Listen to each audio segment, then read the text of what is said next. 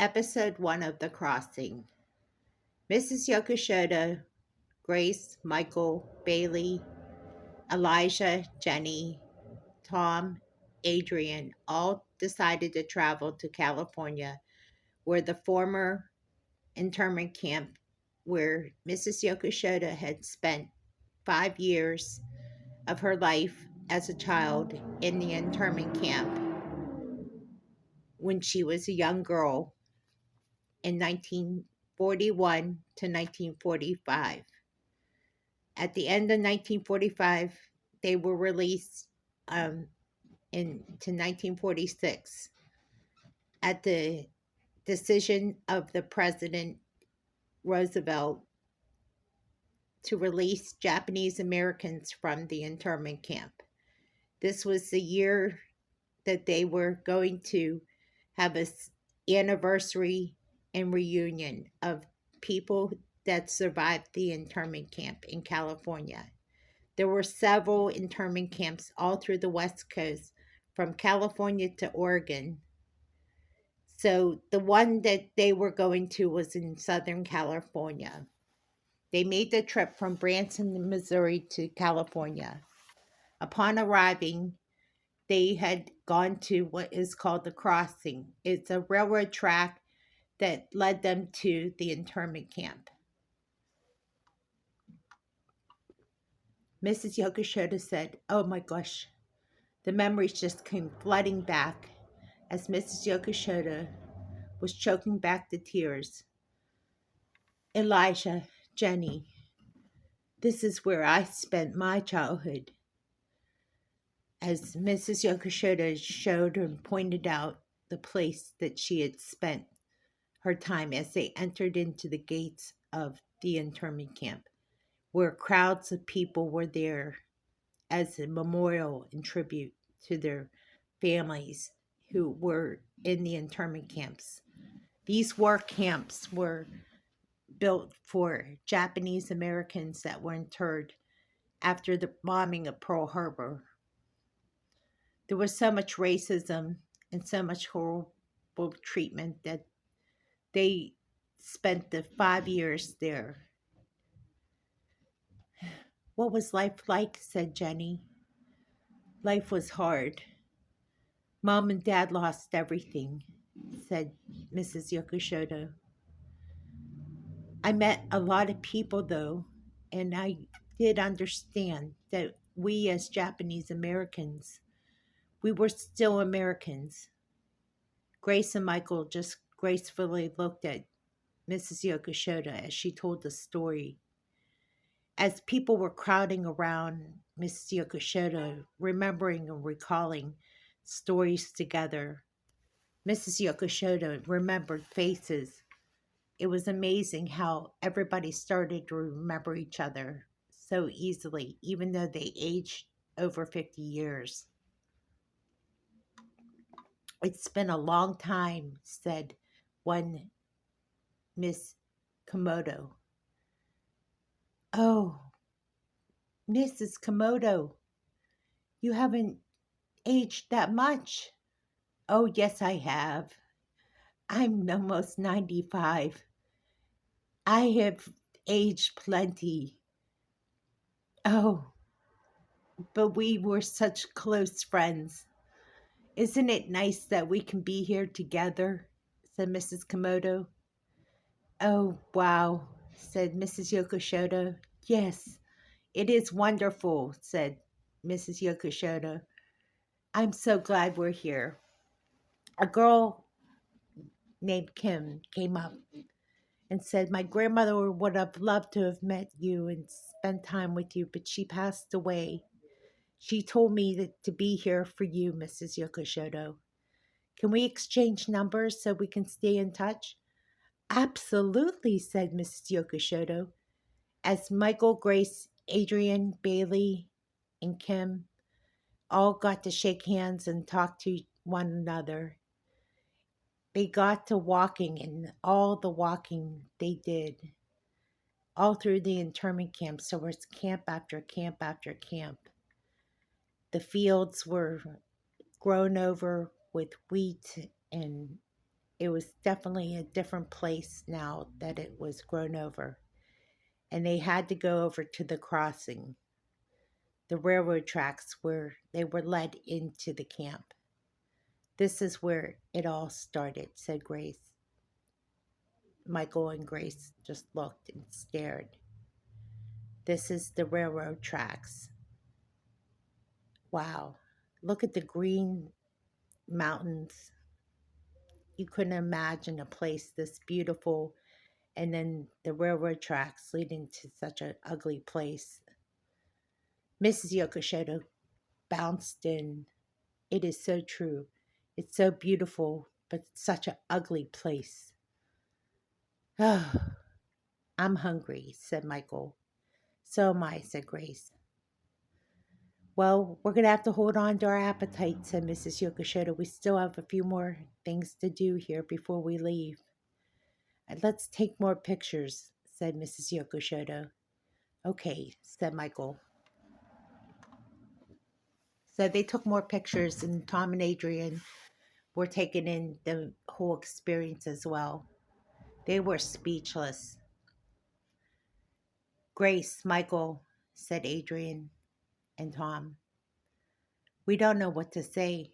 Just keep taking pictures, Mom, Dad, said Michael. Yes, said Grace. Bailey and Jeni and Elisha kept talking to Kim. I'm so glad that you're here, said Bailey. It'll be good to keep in touch with you, Kim. We have so much to share. I know, it's so true, said Kim. Wow, what a place. As the memorial tribute began, they had a tribute for all those that were lost in the internment camp. And they had a ring a bell for everybody that was lost. And after the ceremony, it was time to close up for the day. People were trickling out little by little, holding on to the last of the memories of their families that were lost in the internment camp. Wow, this is so emotional. I am so choked back, said Mrs. Yokoshoto. So did Mrs. Komodo. Let's stay in touch, Mrs. Komodo. Yes, said Mrs. Yokoshoto. We were little girls then. We didn't know anything about anything. Oh, it's so true, said Mrs. Yokoshoto. Well, we're going to go about our way, said Mrs. Yokoshoto, said to Miss Komodo. Okay, so Michael and Grace had already decided that since the bags were unpacked at the hotel, that they were just going to go to dinner at the hotel and get an early dinner in and then fly out early the next morning. Listen, we're going to be flying out early, so let's go to the restaurant that's closest by and then we'll turn in early to Michael's parents, Adrian and Tom. That sounds like a great idea, said Tom. Okay, as they headed back to the hotel, they decided to go ahead and continue with their plans. Mrs. Yokoshoto couldn't get over the emotions as she watched and stared as they left the internment camp. She couldn't help but look at the railroad crossing. The crossing was just that unforgettable spot where everybody would remember it for a long time, pictures of it especially. So they arrived back at the hotel and they got to the restaurant, and luckily it was an Asian restaurant. Perfect timing, said Michael. And that couldn't have been more perfect for us as well, said Grace. It's an Asian restaurant. Oh, that is perfect, said Mrs. Yokoshoto. So they had a a chance to sit down and relax a little bit with each other as a family. And they ordered their meal and had a nice Asian meal. It was a fusion restaurant. It wasn't too much longer before they finished up their meal and paid their bill, and they headed upstairs. Listen, since everybody's turning in early because our flight is going to be leaving early, we have to be up by 8 o'clock in the morning. Okay. All right. So make sure you get up early and make sure your bags are packed so that we can make the flight for the 8 a.m. flight back to Branson. Okay. Sounds good. So everybody got ready for bed and said their bedtime prayers and gave each other a kiss goodnight. It'll be good to get home. Mrs. Yokoshoto said, I am flooded with tears. So many memories. It was such a memorial and such a beautiful tribute, said to Grace. Oh, Grace was so touched by this experience. We have a lot of pictures, Mrs. Yokoshoto. Yes, I'm going to turn in, said Mrs. Yokoshoto. I'm so happy I have memories and stories to tell Jeni and Elijah. That is amazing. It was an amazing trip. Good night, Mrs. Yokoshoto. Good night, Grace. Good night, Michael. As Tom and Adrian were already fast asleep, and so were the kids. By next morning, they had enough time for a coffee, and their bags were packed, and they were headed to the airport. As the airport was pretty busy for a Saturday morning. Wow, we should have just flew out on a Sunday. No, it's good. We're going to be home just in time for the kids. Okay, well, that sounds like our flight number. Flight 1123. That's our flight back to Branson. So they boarded their flight and they were still talking about the experience at the crossing and at the internment camp as they were sitting in their chairs in the airline at the airport. Oh boy. Well, we're boarding our flight now, so let's go ahead and get into the airplane and we can talk more about this on the airplane. So they boarded their flight and they got to the point where they were relaxed a little bit. It's nice to board our flight. As the plane took off and they headed back to Branson, no sooner they were arriving into the Branson airport. Wow, I'm so glad to be home, said Grace. Michael breathed a sigh of relief because he really wanted Bailey and the kids to be home and take a nap, to be honest. Well, Mrs. Yokoshoto, what do you think? Is it nice to be home? Yes, it is. It's very nice to be home. I look forward to seeing the little ones, too. Me too, said Grace. As they got into the cars and packed the cars, Mom and Dad headed home. It was nice to share this time with you, Tom and Adrian. Yes, it was nice. We need to get home. We need some rest. It's great to have you, of course, with you as always, said Michael and Grace as well. All right, so they headed back, and by the time they headed back home, the little ones were excited. Melissa, Michael, and Josiah were happy to see Mom and Dad come in the door. They didn't even have the cars unpacked yet, but Elijah and Jeni and Bailey helped unpack the car. Thank you, kids. I appreciate you unpacking the car. Mrs. Yokoshoto is so excited about being home, too. She had her favorite show that was going to be on in a short while, so she had plans on watching her show on Hulu. Wow, already? You're going to watch your show on Hulu? Oh, absolutely, said Mrs. Yokoshoto. Besides, I like to unwind after a long day. I'm glad that you have your plans. I'm going to write the story called The Crossing, said Mrs. Yokoshoto with Grace's help. Oh, you are? Grace said. Yeah, we're going to write a story called The Crossing. I don't know how we're going to get to that point, but we're going to have to make it into a short novel. Oh, okay, said Grace. I imagine it's going to be interesting. We could turn it into an amazing journey. Yeah, maybe with the help of Kim and Mrs. Komodo. That sounds so wonderful. Oh, that's great. Well, as Grace was busy with Melissa, Josiah, and Michael decided to relax a little bit. The babysitters and the nanny were helping out so much they had to get relieved of duty. The other babysitter and nannies decided to take over from here.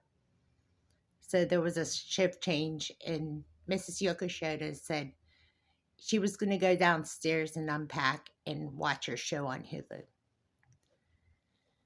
Well, Grace, I enjoyed the trip and I appreciate all that you have done for me, and it was a wonderful time to be a family. I'm going to go watch my show on Hulu. Oh, that's great, said Grace. I appreciate that. Besides, there's still much to be said about what happened to the Japanese in the internment camp and how the world has changed since then.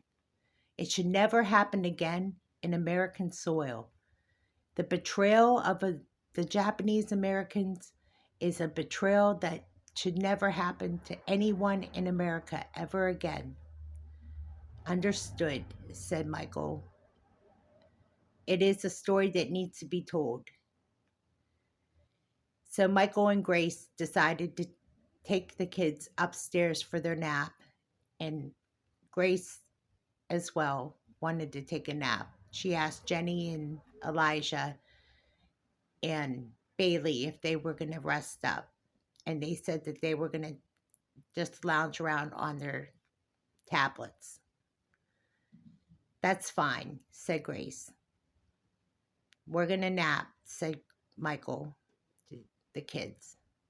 Okay, sounds good, Dad. The other kids were already fast asleep.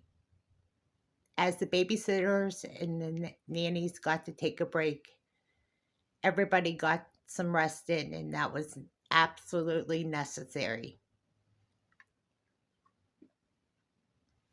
As dinner time came around and everybody was fully awake, they got a chance to catch up on their stories and pictures that they took about the internment camp in Southern California, and talked about the history of the internment camps all through the West Coast and in Arizona, and the Japanese internment camps that were all instituted because of what happened at Pearl Harbor.